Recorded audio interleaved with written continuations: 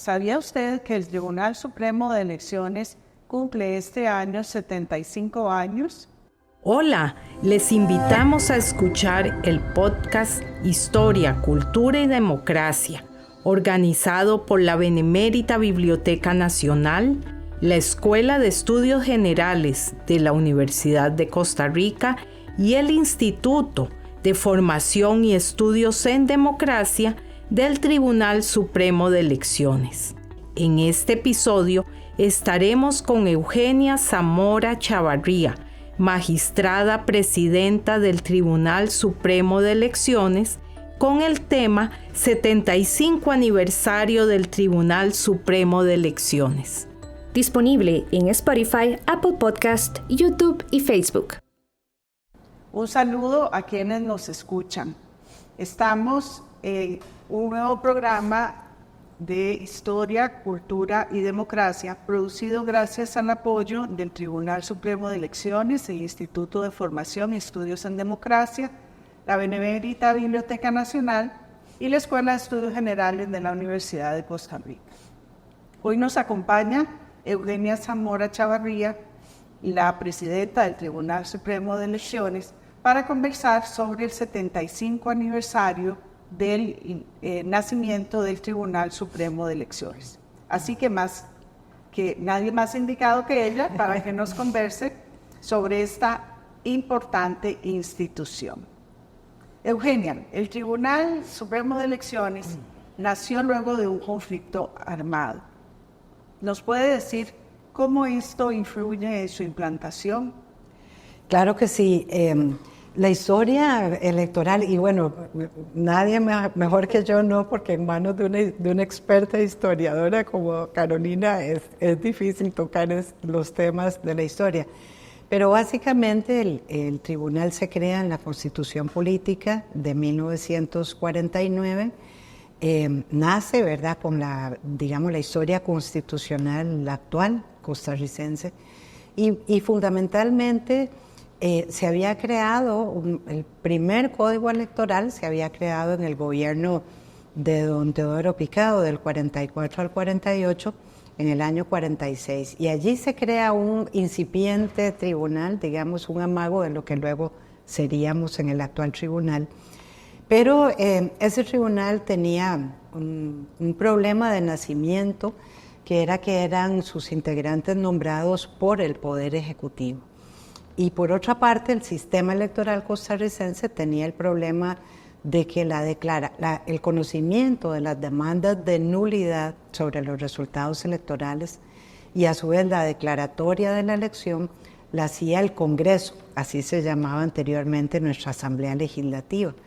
Y por supuesto el registro civil estaba en manos también del Poder Ejecutivo.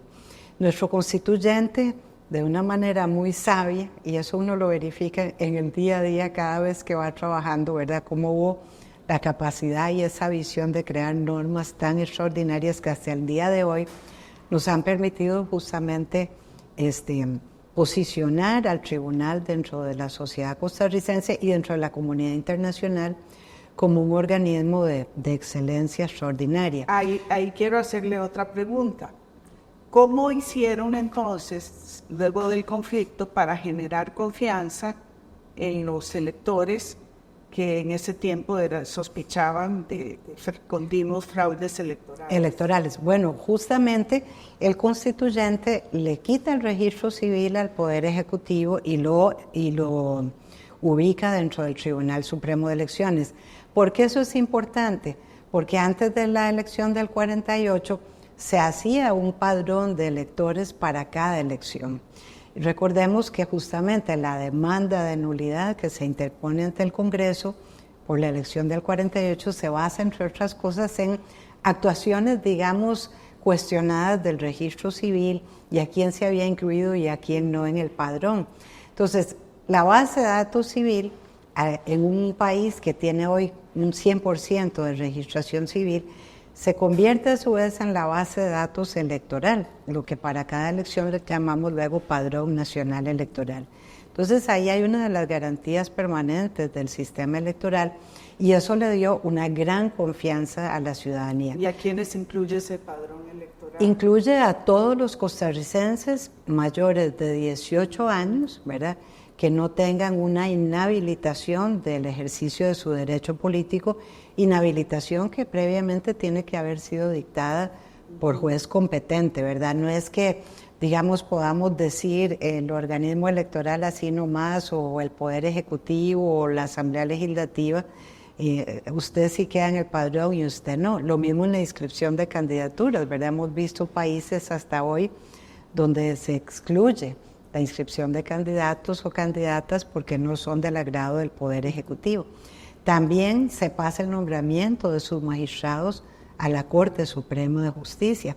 Precisamente el constituyente dice que es para que los magistrados del tribunal no estén sujetos a las críticas u órdenes u opiniones, digamos, de las fracciones parlamentarias. ¿Por qué? Porque los partidos políticos son los que participan en la elección, de manera que no estaba bien, como se dijo en ese entonces en el Congreso, que los conejos cuidaran a las zanahorias. Es decir, el juez que declaraba la elección, el juez que conocía las apelaciones, las impugnaciones, era a su vez juez y parte, porque era parte interesada en el resultado de la elección. Entonces creamos un organismo, ¿verdad?, que se aboca a implementar debidamente todo el proceso electoral con las garantías, ¿verdad?, que se entienden necesarias, permanentes antes, durante y después del proceso electoral. ¿Y este tribunal hace solo elecciones o qué otros aspectos desarrolla?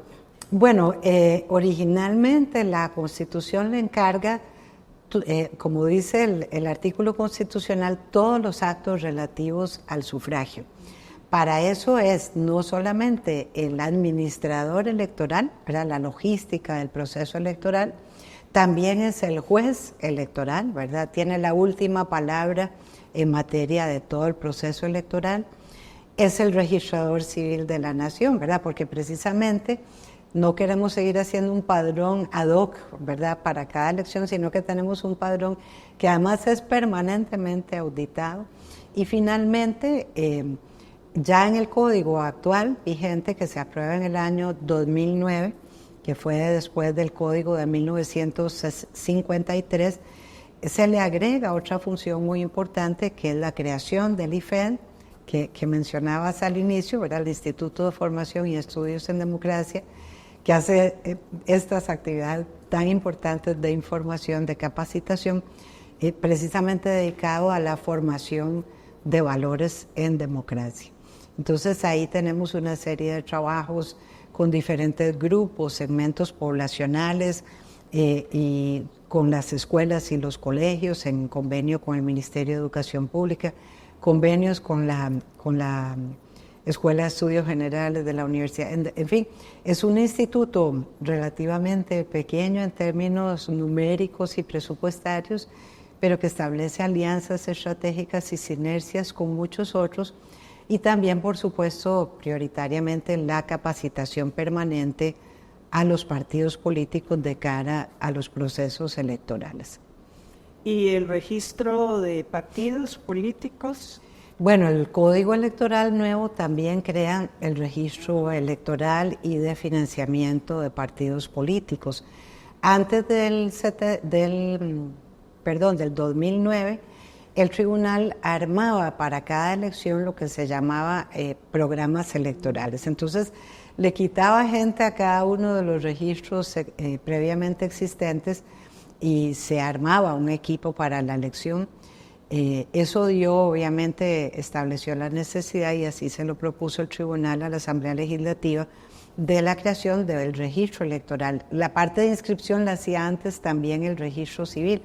Y ve qué importante, Carolina, que la Constitución establece que hay 4 organismos electorales. El tribunal, entendido como sus magistrados, es el organismo rector, pero tiene rango constitucional el registro civil porque tiene 2 funciones muy importantes. La que hablábamos de la elaboración del padrón nacional electoral, ¿verdad?, y la identificación de los electores. y a su vez también la emisión por consiguiente de la cédula de identidad.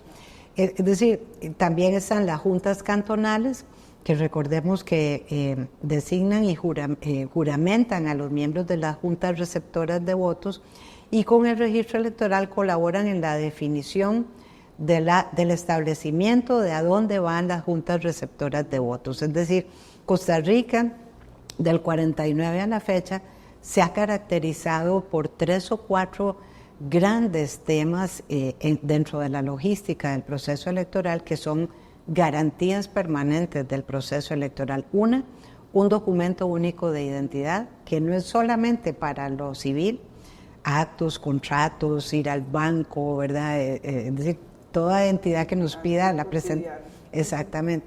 Pero también es el mismo documento para lo electoral. Ha habido países donde ha habido hasta 4 documentos en simultáneo, y eso genera ya una desconfianza sobre quién acude a la urna a votar. La otra garantía permanente nuestra es precisamente el padrón electoral, ¿verdad? Un padrón que es al 100% absolutamente confiable, revisable, que se pone a disposición de los ciudadanos y ciudadanas un año antes de la elección para revisarlo, y tiene una fecha para hacer cambios, sobre todo de domicilio. Por otra parte, la distritación electoral costarricense. Ahora, justo este año, en diciembre, el 1 de diciembre, entra ya en juego la prohibición para el Poder Ejecutivo de modificar, ¿verdad?, la división territorial administrativa. La división electoral es distinta, pero se basa en la división territorial administrativa, y eso permite lo que se llama el junteo, ¿verdad? Es decir, cómo establecer las juntas electorales a dónde van, y eso también lo más cerca posible de la gente. Entonces el tribunal tuvo prácticamente desde el año 49, yo diría que hasta los años 90, su gran reto fue precisamente crear confianza en la ciudadanía de que nunca más los procesos electorales del año de la Constitución a la fecha tendrían, digamos, faltarían al cumplimiento de todas las reglas que se tienen que observar para que la elección sea transparente, para que la elección tenga el respaldo de la gente y sea, digamos, obviamente la expresión de la voluntad popular. Después de los 90 entra en otro reto, ¿verdad?, que es precisamente una actividad mayor como juez electoral, ¿verdad? Eso coincide de alguna manera con todas las dificultades de los partidos políticos a partir de esa fecha. Y después del 2009, pues ya un perfeccionamiento de la logística electoral y esta nueva función de formación en valores democráticos. Es una de las instituciones que mejor valoración tiene dentro de la ciudadanía. ¿Qué más, aparte de esos beneficios que menciona, le ha aportado el tribunal a la vida política nacional? Yo diría que es una institución emblemática. Como decía inicialmente, uno no termina, cuando todos los días en el trabajo cotidiano tiene que acudir a la Constitución, uno no termina de admirar esa extraordinaria visión y capacidad de nuestros constituyentes, ¿verdad? Que además también importante, agregaron en ese momento, reconocieron finalmente, aunque no fue por unanimidad, el sufragio femenino, ¿verdad? Que también este año cumplimos 75 años de haber obtenido, digamos, que se nos reconociera el derecho del voto a las mujeres. Decía doña María Eugenia Vargas Solera, que fue muchos años jueza tutelar de menores, que ella había sido jueza y antes notaria, mucho antes de ser ciudadana, que le tocó hasta después de, ¿verdad?, para el 53, cuando se organiza la primera elección bajo la nueva Constitución. Pero yo diría que el valor más importante, o los dos valores más importantes, han sido un registro civil confiable que le da, ¿verdad?, reconoce el nacimiento, la inscripción y el derecho a un nombre y a una identidad de toda la población costarricense, digamos, nacida en el país, ¿verdad? También anteriores extranjeros cuando hay una naturalización. Y por otra parte, el otro grandísimo valor ha sido, a mi modo de ver, una institución que ha garantizado a lo largo de estos 75 años la transición pacífica de los gobiernos a partir del respeto y la declaración de la voluntad popular. Un organismo independiente de los otros poderes de la República, que tiene el rango de poder de la República de acuerdo al artículo 9 constitucional, pero fundamentalmente eso, que ha sido un pilar de la estabilidad político-democrática del país, pilar que ha conseguido y confianza que ha conseguido de la población precisamente por cumplir, por ejemplo, el índice de Sydney Harvard, ¿verdad?, sobre integridad electoral, analiza más de 20 elementos, ¿verdad?, del proceso electoral de cada país. En esos 20 elementos, Costa Rica adquiere uno de los primeros lugares en el mundo. Va dentro de los 5, incluida Escandinavia, ¿verdad?, no solo de América Latina. Recientemente el informe de The Economist, ¿verdad?, que tiene tanto prestigio también en la evaluación, si bien en algunos puntos Costa Rica baja, en proceso electoral sacamos un 9.2.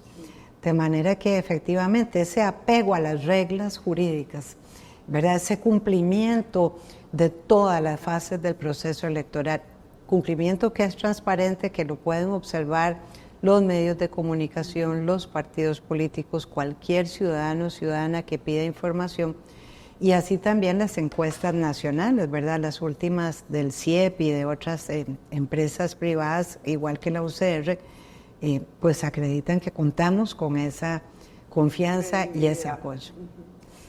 Eso es mantener esa credibilidad, es todo un reto en estos momentos en que pues se ha visto cómo se ha erosionado la confianza en los partidos políticos, este enojo ciudadano que vemos continuamente, los discursos populistas y las tentaciones autoritarias. ¿Cómo asume el tribunal este reto tan complicado que se le presenta? Bueno, nosotros, y deberíamos de agregar ahí que obviamente expresa todo eso que decías, el tema de las redes sociales, ¿verdad? Como toda herramienta depende de cómo la utilicemos los seres humanos, ¿verdad? El descubrimiento, yo qué sé, del metal, ¿verdad?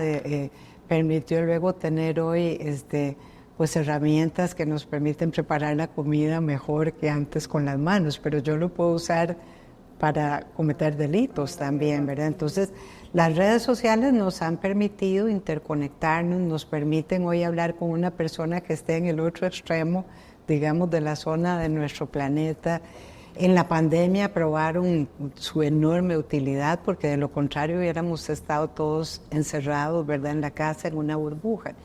Pero también están permitiendo la desinformación, ¿verdad?, la información equivocada o directamente información falsa.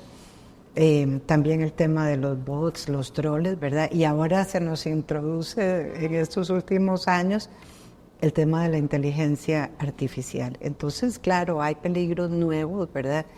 Nosotros hemos optado, en primer lugar, por estar siempre permanentemente haciendo análisis de la conversación pública en redes. Eso nos permite 2 o 3 temas. Uno, pues saber qué opina la gente, qué está diciendo, ¿verdad? Escuchar es siempre importante, la voz ciudadana, la voz del pueblo. Nos permite también detectar si hay una cantidad enorme de información equivocada sobre el quehacer del tribunal, ¿verdad? El tribunal se mantiene siempre imparcial y alejado, digamos, de lo que son luego ya los debates político partidarios, pues por eso corresponde al derecho y a la libertad de expresión ciudadana. Derechos además reconocidos y protegidos por nuestro país desde la primera Constitución en 1821. Nos permite entonces detectar si se está dando información incorrecta al ciudadano, a la ciudadana, a la población en general, sobre el quehacer del tribunal. Entonces, intervenir inmediatamente de manera tal que podamos aclarar y decir, mire, esto no es así, lo correcto es así, o se está percibiendo mal o de determinada manera. También fuimos el primer organismo electoral en el año 2007, si no me equivoco, 2008, en incursionar en tener redes propias también, porque entonces ese es un mecanismo muy poderoso para nosotros allí poder, digamos, incluir toda la información que se requiera. Y en los procesos electorales también un reglamento del tribunal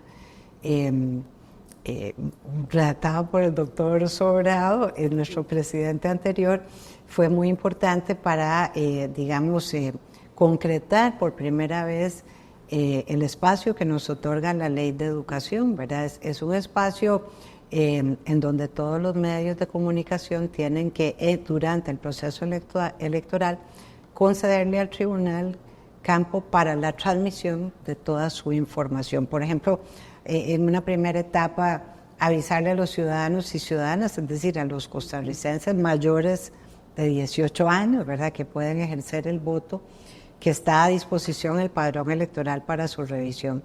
Después viene la etapa cuando se va a cerrar el padrón.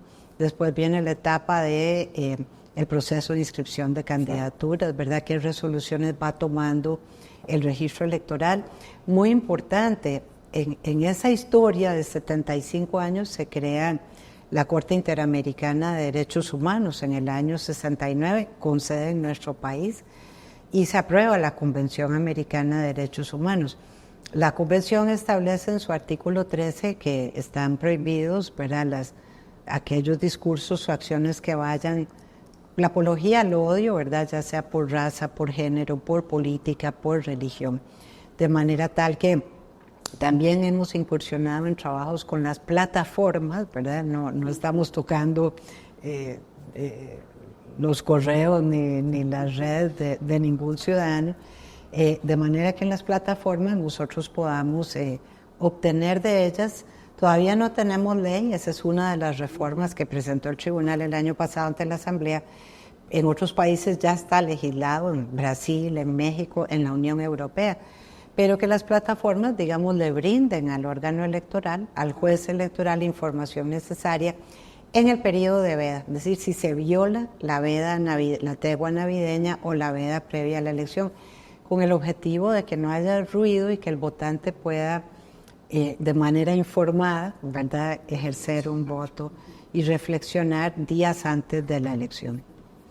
Muchísimas gracias. Me parece que ha quedado suficientemente claro cómo esta institución que cumple 75 años ha forjado la democracia costarricense y lo sigue haciendo, esperemos que por muchos años más. Les agradecemos la atención a este programa y especialmente a Eugenia Zamora, que nos ha brindado estos minutos. Muchas gracias.